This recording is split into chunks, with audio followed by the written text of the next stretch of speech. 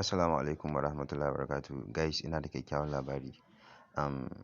Wannan update da na kawo zai ba ku damar samun wani point ne kyauta wanda wata sabon player mai suna KM player take bayarwa wadda za ka yi swap nashi zuwa USDT.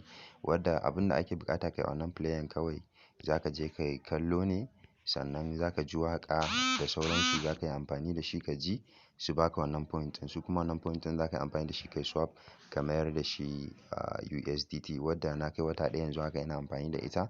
Na samu up to 30 USDT. So idan kana so ka fara amfani da ita, kamar magana zan ajiye number na a description. Kana dannawa zai kai ka WhatsApp ɗina kamar magana cewa kana so ka yi register KMP player. Sannan zan ajiye link ɗin application ɗin a ƙasa. Idan za ka iya yin register da kanka sai ka je kawai direct ka yi amfani da shi. No need kamar magana. So zan ƙara yin bidiyo nan gaba zan nuna muku yanda ake yin kowane task na cikin wannan application ɗin yanda ake samu. Sannan yanzu zan nuna muku yadda za ka yi withdraw. Kuma kana yin register za su baka point 100,000 kullum kuma za su baka point 40,000. So kaga kana da point 140,000. Kana buƙatan sauran point kaɗan ne domin ka kai minimum withdraw.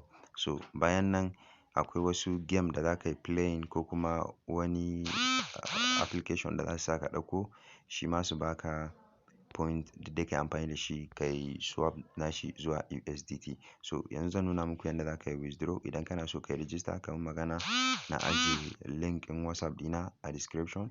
In kan magana ni kuma zan nuna ma yadda za ka yi register. It's very simple. So da zarar ka tara coins ɗinka kana so ka withdraw sai ka shiga nan KM Flex. Idan ka shiga KM Flex zai nuna ma sai ka danna use point. Gashi nan ka danna use point sai ka zaɓi MBL exchange sai ka je ka kwafo Binance address ɗinka na MBL ka yi amfani da ontology. Idan ka yi amfani da ontology sai ka zo ka yi pasting ɗin Binance address ɗin a nan gata nan. Sai ka yi pasting ɗinta. Kana pasting ɗinta sai ka danna MBL exchange. Idan ka danna zai nuna ka sa thumbprint ɗin wayanka ko ka yi amfani da pin. So ni zan yi amfani da thumbprint ne gashi nan ya daɓe. Sai in sa number wayan da na register application ɗin da shi. Idan na sa number waya za su tura mun OTP sai in sa OTP. Once kana ɗan jira za ka ga MBL address an tura mun 300 and something MBL zuwa Binance ina. So a yanzu haka zan ɗan jira wannan alert ɗin ya shiga mun ne. So idan na zo na duba shi cikin application ɗin za su nuna mun cewa successfully na cire point 2,204 gashi nan na cira.